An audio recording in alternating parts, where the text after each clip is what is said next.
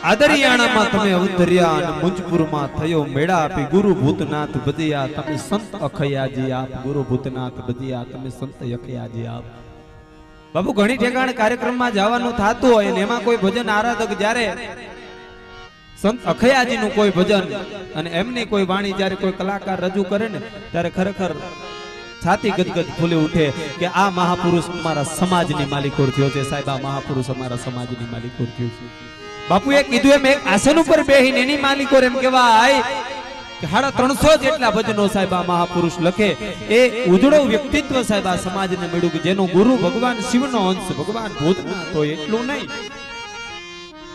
પણ એક હાથની માલિકોર માળાનો બેરખો રાખે અને એમ કેવું હોય કહી શકાય કે એક હાથની માલિકોર સાથે કદાચ તલવારે રાખતા છે એ કુવારદના પાદરમાં બાટક્યો બોલ્યો ને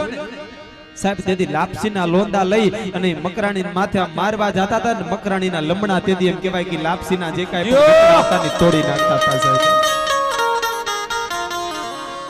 કારણ કે જીવ જો જાય તો જાતો કરો આજ લાજ લોપાઈ ની સમજી લેજો આ ખડભડી ઉઠશે સુરાની ખાંભિયું દેહના રણે બલિદાન દેજો